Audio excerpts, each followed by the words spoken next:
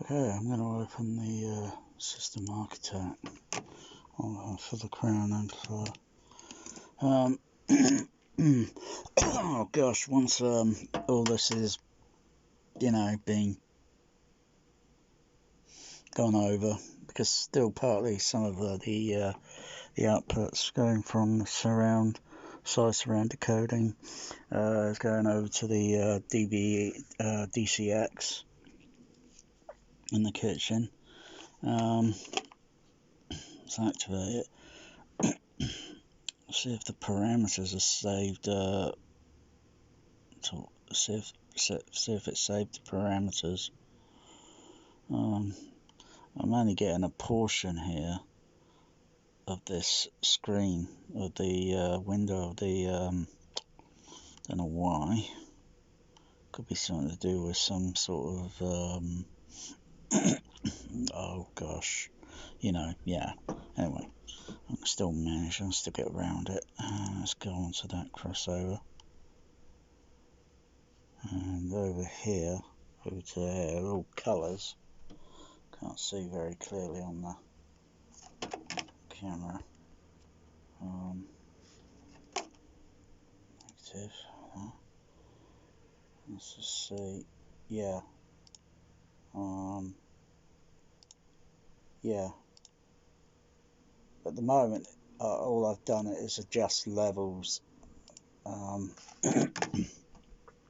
could do pretty much just reduce, level of brightness and all that. If it's way too bright, for the room, that says being so close, I'll just back down the levels on there.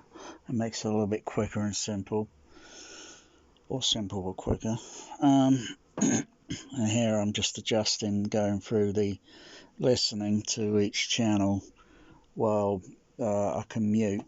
So I've got some pink noise going through. Go and generate some. I'll use the multi-stereo mode on the Denon.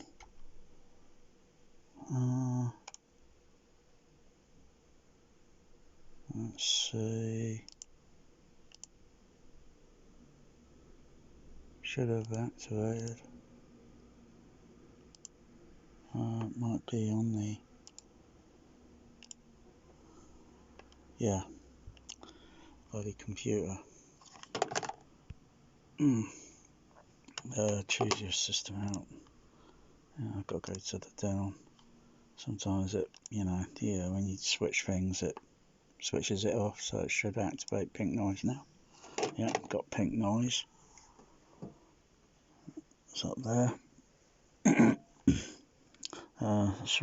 Side surrounds are turned on, so I activate that. Turn them on.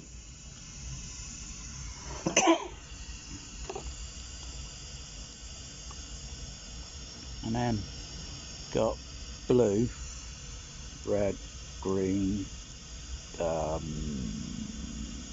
oh gosh, what's that like? Pink, yellow, turquoise, is that like turquoise? An orange, and purple. And so I've got to put in the other channels, 7 and 8. I've got to wire them in from the other, so they're not put in yet. So I go over here and I can mute. Oh god, sounds weird when I do that. Oh gosh, it really causes a sort of very odd effect when, which I don't mind. It's a very unusual effect because the way everything's sounding over on this side, and I'm muting the left side. That's surround 1, surround 2, surround 3. I did add my my right surrounds back to front on the back. I had the speaker wires because my cats had a go at the cables, I think, a few nights ago, and removed one of the labels that I put around the cable, and I only put the channel 5, no, channel be channel 6 on here, which would be over at the back, or really that's number 1, number 2, and number 3 on the right side, but here it's channel 6, channel 5, that's channel 4, channel 5, and channel 6. Bloody confusion. And all I wanted to simply do is just put it in continuity, so you know, if I'm going through everything, I know what I'm, you know. Otherwise it's all jumbled up, and it's, even though it's playing the same signal, but it's a little bit complicated. Should be able to play that side now. And if I go through channel 5, mute, and channel 6, was it channel 4, mute, and now it's sounding right at the very back of the room. A little bit of adjustments maybe,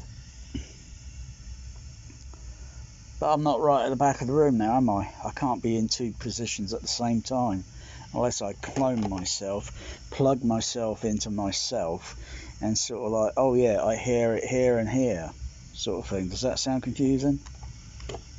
That's why I've got all these microphones. I've got 6 of them. Anyway, I had to go through other things like checking levels and balance, because I'm just going to unmute everything. Mute that. Oh, is it that one or is it that one? That's that one. So you got to click, click, click. I would prefer if this was sort of like all one thing, with the mute, mute, mute, mute underneath everything, and I could just go click, click, click, click, click, click. Go to channel 3. On mute.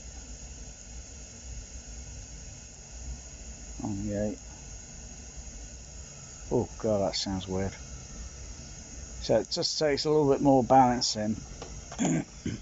And checking over everything, because with the microphones placed up close to the mid-range drivers, and looking at the frequency response of each driver on the true RTA, so I can evaluate if anything needs to be slightly adjusted.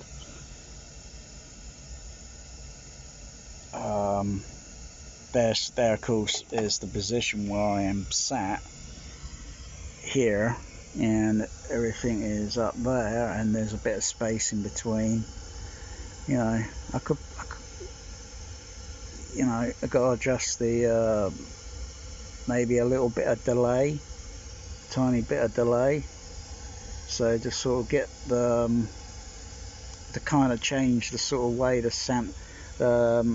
phantom sound is, because it's going to phantom between here, just like it would in a cinema. Only in a cinema you're a little bit further away from them. If you get near, if you walk up, well, if you got a ladder, that is, and then you can climb up it, and then you get, you know, you move towards a speaker, it's gonna, the whole perspective of everything is gonna change, and then everyone is gonna start panicking. Oh, it's got to be done this way. Oh, it's got to be. Oh, bloody hell! Give it a break. Anyway, anyway, I know what to do. I know what to look for. I know what to listen for. I know what to feel for. So it is going to take a couple of days maybe to do this.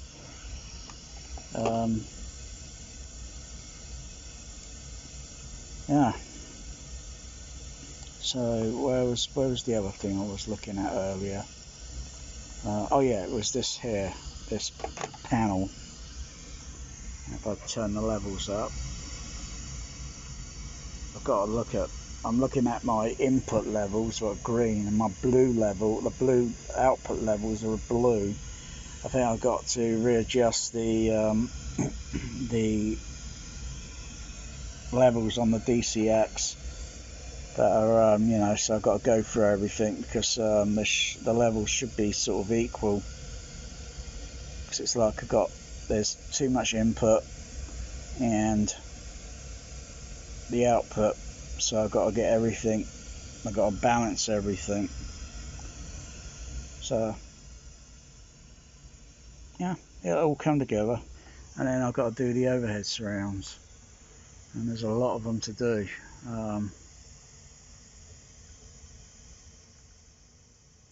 So I think I might get another one of these crown amplifiers.